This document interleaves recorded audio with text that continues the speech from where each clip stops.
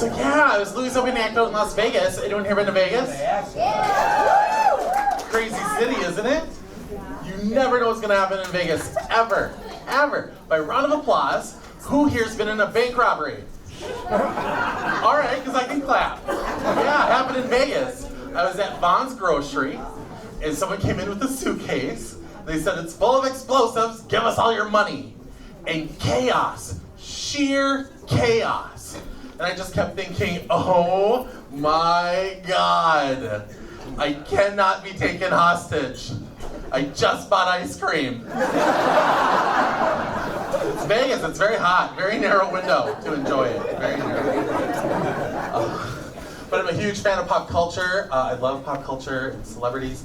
I met one of my favorite icons. I met Cher. Right? Oh, yeah, I don't know if y'all heard me. I met Cher. Right?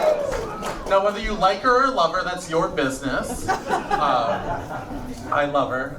You know, it's amazing. Like I said, she's an American icon. She's been famous for like 50 years, which is incredible because she's only 49. And it was awesome. Then it got really awkward, though. She kept thinking I was Chaz. Right? I was like, what? Chaz's hair is shorter. What can you do? So I recently had a few snafus happen to me in life. I went to the dentist. Not that, no one likes going to the dentist. I get it. But, this is what happened. I was in the chair. They have that little sucker in your mouth. That little, right? And they never get it right. Ever, because it always goes right to your cheek, and it's like, you're like, oh, and you're choking, but it's like your cheek's being sucked through the tube. The dental hygienist said, ooh, a bug, and took the sucker out of my mouth, and then sucked up a bug on my shoulder, and then put it back in my mouth. Are you even kidding me? Like, I'm pretty sure that's illegal, like, everywhere. Like, I think that's even in the Constitution, that you can't do that. So then I was sitting there, I was plotting my lawsuit against Park Dental, and I was sitting there, I was envisioning the island that I was going to get, and then this is what I heard the dentist actually say to me. He actually said, Jason, could you stop licking me? Apparently, while he's in there working, I'm all like,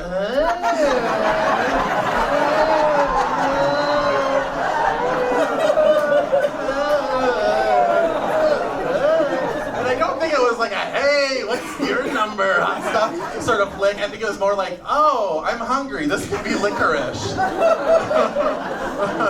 edible? Oh, such a disaster. And then shortly after that, it was a rough spring. I ruptured 2 discs in my back. Oh, I know. It's okay. It's all right. It's healing. I'm able to dance again. Born dancer. But I had to go and do, I had to do like an initial exam with the doctor, and then they had to order an MRI, and then I had to go back for a spinal epidural. And there was like issues with insurance, and so I had to get medical documents, and this is what I realized. Doctors are not nice people when they write their notes. Like, when I walked in, it was all like, hey, Jason, you're looking great. But in the actual doctor notes, legal document, it's morbidly obese, which makes me mad, because that's not true. I'm not in a scooter, and like, I walk, and I'm wearing skinny jeans. And I mean, granted, when you're overweight, they're all skinny and tight. But so I was just a little like about that. And then it also said that I have a supple neck and non-tender breasts. What? Like, okay, let's break this down. Supple neck. I mean, like, that's something like sounds like pervy on the internet. You know what I mean? Like, there's some guy in his mom's basement googling like supple necks, like turkey waddles. You know what I mean? Like, they're all like, Gucci Gucci goo. Hey. And then non-tender breasts. Okay, let's back that up.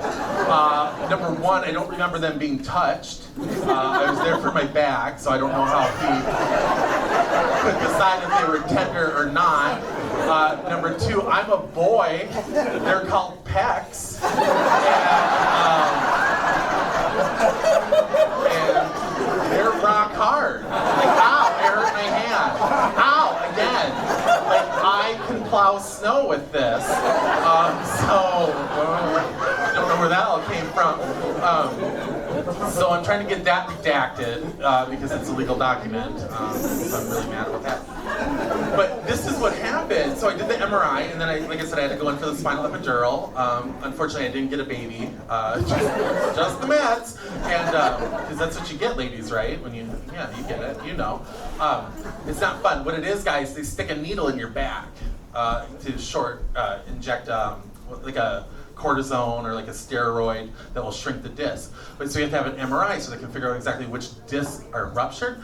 And so he puts the image up on the screen, and the doctor says, okay, well, here we go. And says, you can see it's like L number 4 and 5 or whatever. And he goes, but this is interesting because normally we can just stick the needle right in over the top of the hip and inject the steroids. But with you, as you can see here, you have very high female-esque hips. And I'm like, come again? He's just like, these are hips that we normally only see in females. Like, I've never seen a man with hip bones this high. And I'm thinking like, oh my God, I got birthing hips. Like, what is going on? He wouldn't stop saying it, you guys. He's just like, so what we have to do is we have to insert the needle and then go up along these female-esque hips that I've never seen in a man before in my entire career, up over the top, and then come back down the other side of these lady hips. And stop saying it now. And so, it was just a disaster. And I just kept thinking like, oh my gosh, what is going on like with my body? I thought, like, was I that person that was born like with the whole kit and caboodle? Like, you know what I mean? And I just didn't know? Like, my parents never told me? Like, was I that urban legend where they're like, good news, Pat and George, you got a baby. Were you hoping for a boy or a girl? Because you get to decide. Right? I'm just like, what is going on with me?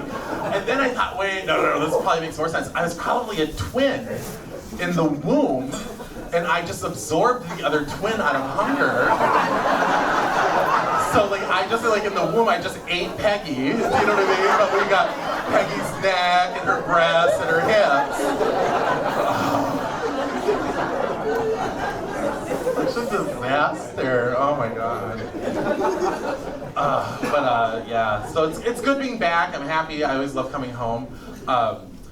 I went with my dad on an adventure when I was back a couple of years ago. It's one of my favorite things ever. He wanted to go to the new super Walmart that they built up in St. Cloud. 3rd largest in the state, and that's big news up there, let me tell you. And so my dad wanted to go, and he was like really excited about it, and I was like, fine, I'll go with you, Dad. And we were driving, and we're cruising along. All of a sudden, we start going around. And around. Oh. And around. Here they built roundabouts, and no one in the city knew. And I discovered I was riding with my dad the first time he ever drove in a roundabout. And we just start going around, and around, and around. And like, I'm like, what is going on? Like, Walmart. I'm not understanding. And we just keep circling, and then I hear my dad go, what? Dog. And around. Guys, we went around so many times, I thought the Red Cross was going to have to drop supplies for us. We just kept circling. And so my dad, he's very short-fused, short-tempered, and he's just a really funny guy. Like, growing up, he would adjust the color on the television, like, nonstop. It was never quite right. Do you remember that in those old big console TVs? Like, everyone was always kind of green or purplish. You know, it was just never right. The minute the TV went on till it went off at night, it was constant. Like, we didn't even know till the 5th season of Oprah that she was black. So, that's my dad. So my dad has enough of this roundabout, right? And he looks at me and he says, hold on. Like, to what? And what are you planning? And he gunned it, grabbed that wheel, 10 and 2, gunned it, gained speed, going one more loop around, revved it up, all of a sudden up over a curb, over 2 lawns, down the curb, onto the street, not even connected to the roundabout. And he looks at me and he just goes, yep. Right? Oh, Dad. But, here's the thing. To be fair, no one knows how to drive in them up there. It's taken the whole community by storm. Walmart actually printed out how to drive in roundabout pamphlets and put there at the exit. I was just like, well, we thinned the herd coming in. Like, if we're in Walmart, we're the smart ones. We made it. So, I know. It's crazy. And so I went back a couple of weeks later, and I hit the roundabout, and I'm going around, and panic. You guys, I saw headlights. You should never see headlights in a roundabout. Only taillights. Someone's wrong. There's not enough room for headlights and taillights, guys. Only, so I panicked, gunned it up over the curb, over the two lawns, down the curb onto the street, not even connected. And then after I caught my breath, I picked up my phone and I called my dad. And I was like, Dad, are you at Walmart? Fuck, I just left. All right, you guys, thank you very much. My name's Schommer.